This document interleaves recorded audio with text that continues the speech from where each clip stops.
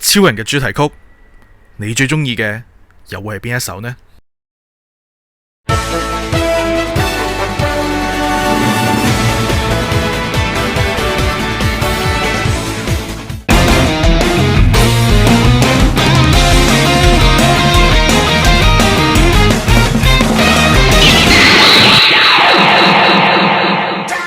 今日要介紹嘅神秘舊玩具呢，就係 BGM Hero 超人梅比斯。如果大家仲記得嘅話呢，喺力斯同麥斯時期呢，都有推出過盒裝同樣識得發光啦同發聲嘅硬膠公仔嘅。近年呢 New Generation Heroes 嚟 Gido 啦、Aku 啦、Blazer 啦同 Omega 咧都有推出咧叫 Sound Action 系列嘅。咁早喺高斯嘅時期呢，就有叫 Ultra Heroes Alpha 嘅系列，係級數嚟嘅。咁但隻公仔呢，係有限度嘅可動啦，同埋識得發呢一個必殺技聲。數下呢，其實超和兄弟有出過發聲系列啦。咁再早啲有個叫 Attack Sound 系列呢，淨係有哥魯莎啦、積頓啦、Power 朵嘅巴魯坦咧，只要你係咁揈佢呢，就會錯出到啲聲。你見到日本音樂著作權協會個 logo 呢，即係代表，因為呢隻 figure 呢係載咗 Project DMM 同 Ultraman 防衛隊合唱嘅主題曲。點解我屋企有兩隻呢？因為其中一隻漏水銀爛咗啦，所以玩呢啲要入電池嘅呢，記得買二手嘅時候呢 check 清楚究竟個電池位呢有冇生鏽。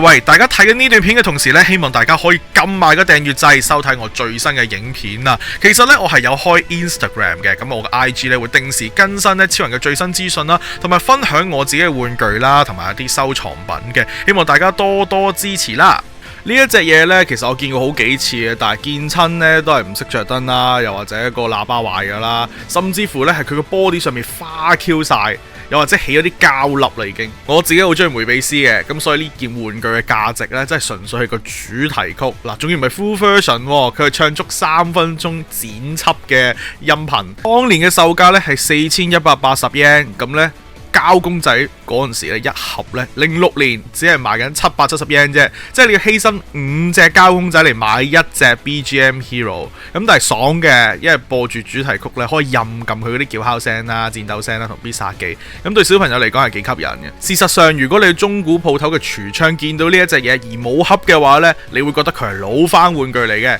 因為點解呢？你見到佢對眼咁橙嘅個皮套啊 Mebius 對眼係偏白嘅，如果 Color Timer 邊有咁青 BB 噶，係藍燈嚟噶嘛？點解無端端會拎翻呢隻公仔出嚟呢？試完呢，去完圓谷祭 Zuburaya Convention 嘅 Music Live 呢，之後就熱血沸騰啦，因為見到 Project DMM 嗱，松原光智啦、Katsumi 啦，同埋前成員前田達也。全部齊晒嗱，唱帝拿啦、Cosmos 啦，同埋 Mebius 嘅主題曲，跟 New Gen 嘅回顧篇啦，嗱60週年嘅企劃啦，演唱會啦 ，Bandai 遠交俾細路仔聽嘅兒歌啦，跟住然後超人一啲活動 Expo 咁樣呢，全部都係 Voyages 包辦晒啲歌噶嘛。Project DMM 嘅活躍時期呢，就由高斯去到梅比斯中間呢幾年啦，而02年呢，有套嘢突入，就叫做新世紀超人傳說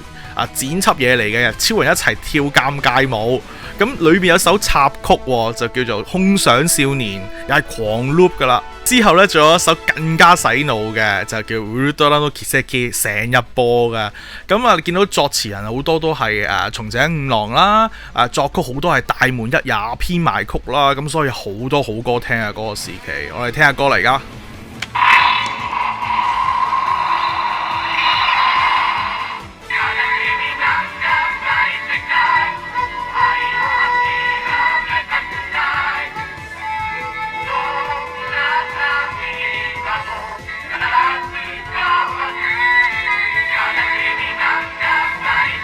如是者咧，呢一段 melody 就會好似第一代嘅 Ultra Epica 咧，呢個迪迦嘅 Sparklands 咁樣咧 loop 極都 loop 唔到落去副歌嘅最精華部分噶。咁仿似咧就超人咧就係3分鐘嘅戰鬥時間，你見到佢 Color Timer 紅色着燈啊，咁你就知道咧會進入主題嘅。